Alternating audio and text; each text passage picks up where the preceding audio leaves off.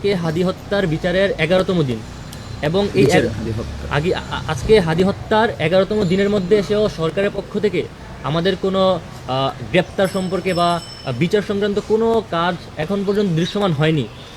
এটা খুবই মানে লজ্জাজনক এবং তরুণ প্রজন্মের জন্য, যারা তরুণ নেতৃত্বে আছেন তাদের জন্য খুবই বিপজ্জনক একটি অশনি সংকেত ভবিষ্যতের জন্য। কারণ একটি হত্যার বিচার ছাড়া যখন এটা পার হয়ে যায়, বিচার ছাড়া যখন কিছু একটা সামনের দিকে পার হয়ে যায়, তখন যে দুষ্কৃতিকারীরা তারা হচ্ছে আরেকটা হত্যাকাণ্ড ঘটানোর ব্যাপারে কোনো রকম চিন্তাভাবনা করে না। এটা হচ্ছে আমাদের মাথায় রাখতে হবে। আমরা ইতিমধ্যে দেখতে পাচ্ছি যে গতকালকে একটি সংবাদ হয়েছে যে ভারতে 2 জন গ্রেপ্তার হয়েছে হাদি হত্যার বিচারের সাথে তারা জড়িত, কিন্তু তারপরে এটা বাংলাদেশ প্রথম নিউজ করেছে। পরে হচ্ছে ভারত মিডিয়া বলছে যে এটা কোনো মানে কি যে একটা খেলা চলতেছে, তা এটা হচ্ছে তারা একদমই ছোট করে কটু করে দেখতেছে হাদি হত্যার বিচারটা। আমরা স্পষ্ট সরকারকে বলতে চাই, আপনাদের মধ্যে যদি কেউ ভারতীয় আধিপত্যবাদ ঘাপটি মেরে থাকে আপনারা এটা প্রকাশ করে দেন। বাংলাদেশের জনগণ তো আপনাদের পাশে আছে।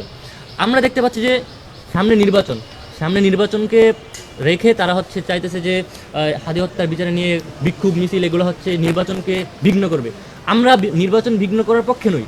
আমরা তো চাই একটা সুষ্ঠু নির্বাচন হোক, এবং এই সুষ্ঠু নির্বাচনের জন্য সরকারকে যত ধরনের সহায়তা করার আমরা তরুণ প্রজন্ম থেকে শুরু করে বাংলাদেশের জনগণ তাকে সেটা করবে। কিন্তু একটা হত্যা হবে মানে প্রকাশ্যে একটা গুলি করে মেরে ফেলবে একজন তরুণ নেতৃত্বকে, আবার এই বিচার এড়িয়ে যাবে তারা, এটার কোনো সুযোগ নেই। অর্থাৎ আমরা বলতে চাই হত্যার বিচার কার্যক্রম চলমান থাকবে, পাশাপাশি একই সাথে নির্বাচনের কার্যক্রমও চলমান রাখতে হবে। নির্বাচনের কার্যক্রমকে দেখিয়ে হত্যাকাণ্ড এড়িয়ে যাওয়া এটা কোনোভাবেই সুযোগ নেই, এবং এটা যথাযথ না আমরা মনে করি। সাংবাদিক ভাইরা, আমরা স্পষ্ট বলতে চাই, ভারতীয় আধিপত্যবাদ এই দেশে যে ফেসিবাদ আমলে ছিল, দীর্ঘ 17 বছর ছিল, ফেসিবাদ সরকার ভারতীয় আধিপত্যবাদকে এই দেশে রোপণ করে গিয়েছিল। সে এই চারার মধ্যে নিয়মিত পানি দিত, এটা বলা যায় ফেসিস্ট সরকার। কিন্তু আমরা নিজ থেকে আশা করেছিলাম 5 আগস্টের পরে হয়তো ভারতীয় আধিপত্যবাদ থেকে আমরা কিছুটা মুক্তি পাবো। অত্যন্ত দুঃখজনকভাবে আমরা 5 আগস্টের পরেও আমার মনে হয় আরও বেশি করে ভারতীয় আধিপত্যবাদ এই দেশে বিরাজ করছে। সুতরাং আমরা অন্তর্বর্তীকালীন সরকারকে স্পষ্টভাবে বলতে চাই, আপনারা ভারতীয় আধিপত্যবাদের বিরুদ্ধে, এবং আপনাদের সরকারের মধ্যেই আমরা বলতে চাই আপনাদের সরকারের মধ্যেই ভারতীয় আধিপত্যবাদ লুকিয়ে আছে, ওইগুলো চিহ্নিত করে আপনারা তালিকা প্রকাশ করে দিন, তাদেরকে বিচারের মুখোমুখি করে দেন। সাংবাদিকবৃন্দ, এই মুহূর্তে হচ্ছে আপনাদের সামনে আজকের সংবাদ সম্মেলনের মূল বিষয়বস্তু পাঠ করবেন মঞ্চ 24-এর আহ্বায়ক ফাহিম ফারুকী। আসসালামু আলাইকুম। আগত সাংবাদিক বন্ধুদেরকে ধন্যবাদ জানিয়ে মঞ্চ 24-এর আজকের সংবাদ সম্মেলন শুরু করছি। দীর্ঘ 16 বছরের ফ্যাসিবাদী শাসনামলের অবসান ঘটিয়ে হাজারো ছাত্র জনতার রক্তের বিনিময়ে আমরা একটি রাষ্ট্র পেয়েছি, যে আজাদির রাষ্ট্র বিনির্মাণের লক্ষ্যে জুলাইয়ে আবু সাঈদ ওয়াসিম মুগ্ধ জীবন দিয়েছে। এই রাষ্ট্র আজ বিলীন হওয়ার পথে। আমরা স্বাধীনতা সার্বভৌমত্বের প্রশ্নে কারো কাছে মাথা নত করতে রাজি না, আমরা কারো সাথে আপোষ করতে রাজি না। এমন পরিস্থিতিতে অন্তর্বর্তীকালীন সরকার আমাদের ভাই শরীফ ওসমান হাদির হত্যাকাণ্ডের ব্যাপারে যে ধরনের নমনীয় সিদ্ধান্ত নিচ্ছে এবং যে ধরনের নমনীয় পদক্ষেপ নিচ্ছে, আমরা মনে করি আবু সাঈদ ওয়াসিম মুগ্ধের চেতনার বিপরীতে গিয়ে এই সরকার আধিপত্যবাদ এবং আগ্রাসনের ভিতরে ঢুকে গেছে। সেজন্য অন্তর্বর্তীকালীন সরকারের এই অবস্থানকে আমরা কোনোভাবেই যুক্তিযুক্ত মনে করি না। দেখেন, 2024 সালে ছাত্র জনতার এই মহাবিপ্লবের সবচেয়ে বেশি সাংস্কৃতিক এবং রাজনৈতিকভাবে ধারণ করেছিল শরীফ ওসমান হাদি। তার ইনকিলাব কালচারাল সেন্টার থেকে শুরু করে আধিপত্যবাদ বিরোধী লড়াইয়ের যেরকম ফাংশন ছিল, এই ফাংশনটা যদি আরও দীর্ঘমেয়াদী করা যায়, আমরা মনে করি বাংলাদেশে আধিপত্যবাদের কোনো আস্থানা গেড়ে বসতে পারবে না।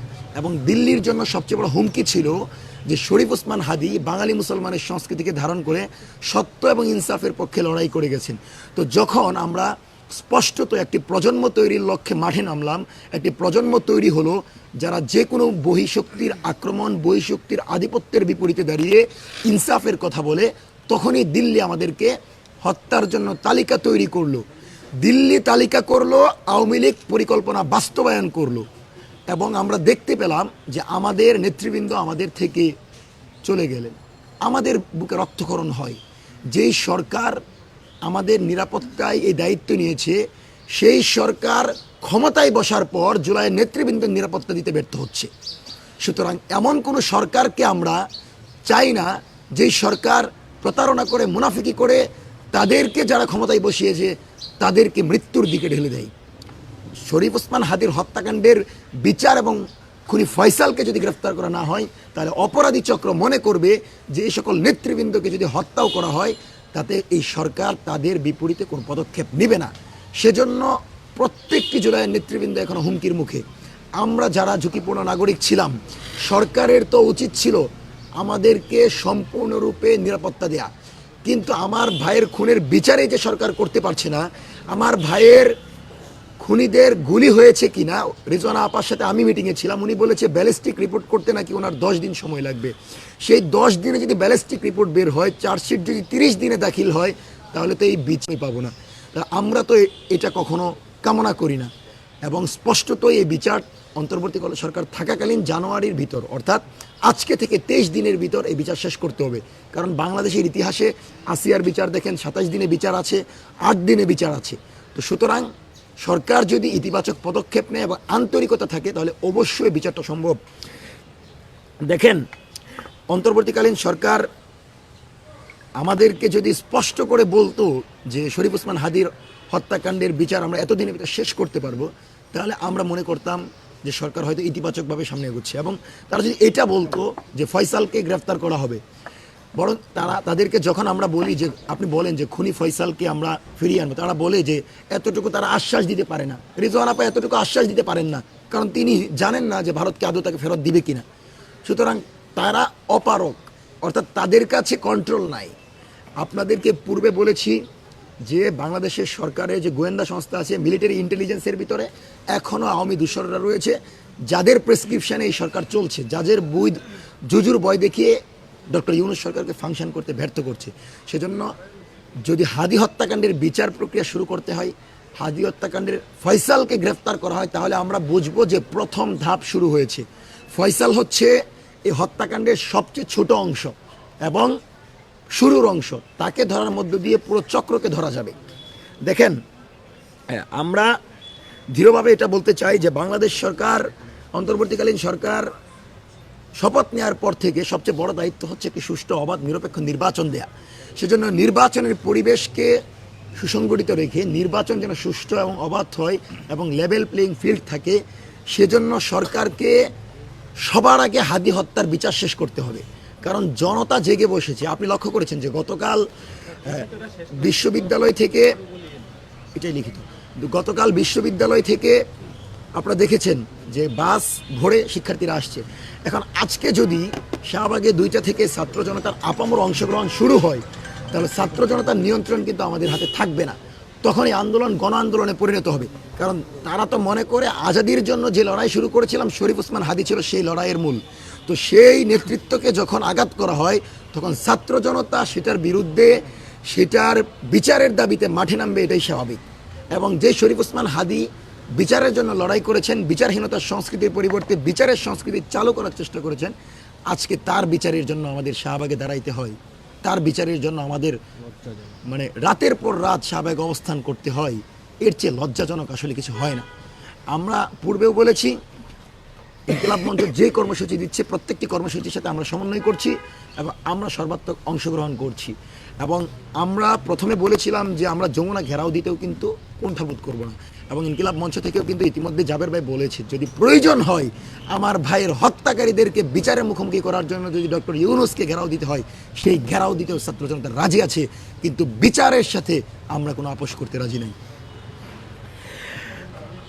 দ্বিতীয়ত দেখেন, বাংলাদেশের গোয়েন্দা সংস্থাকে আমরা যখন বলি সংস্কারের কথা, যখন আমরা তাদেরকে বলি যে এখানে মিলিটারি ইন্টেলিজেন্সের ভিতর আওয়ামী অপশক্তিরা রয়েছে, তখন তারা আমাদেরকে সন্দেহ করে, আমাদেরকে টার্গেট করে।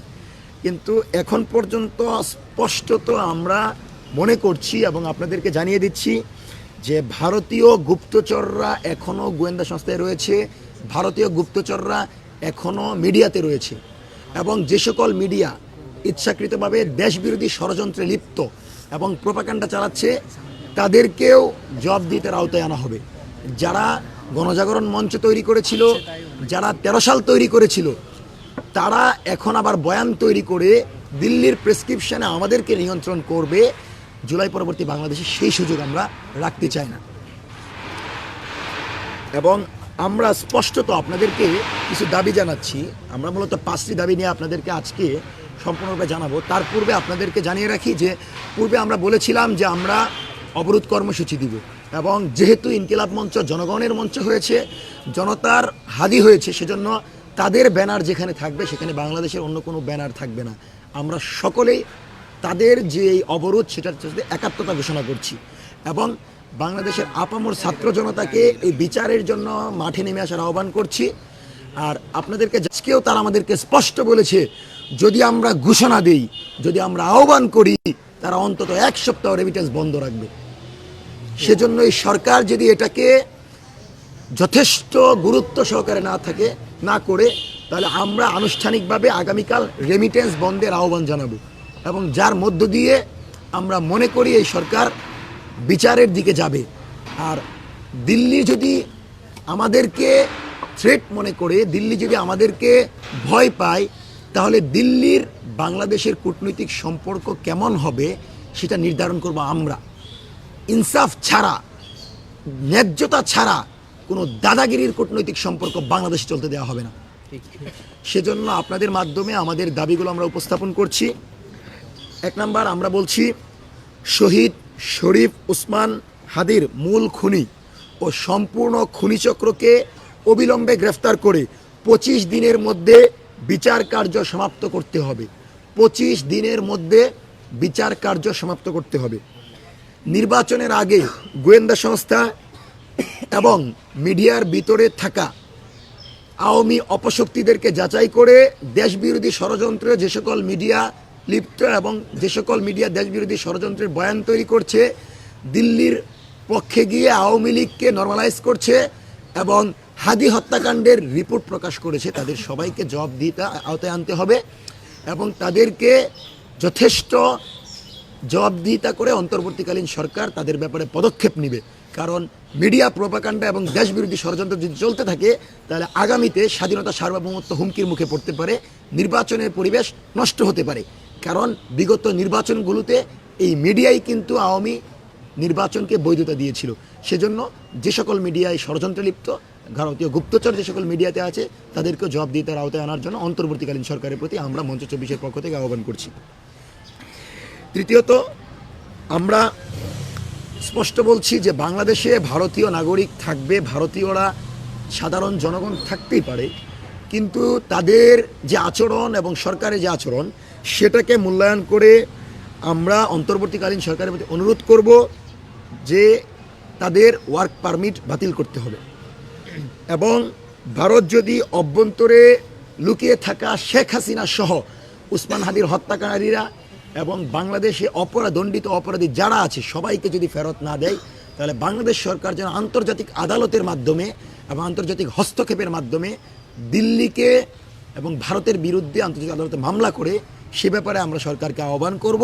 সেক্ষেত্রে আপামর ছাত্র জনতাকে সাথে নিয়ে সরকারকে সর্বোচ্চ সহযোগিতা করব বলে আমরা অদাবদ্ধ।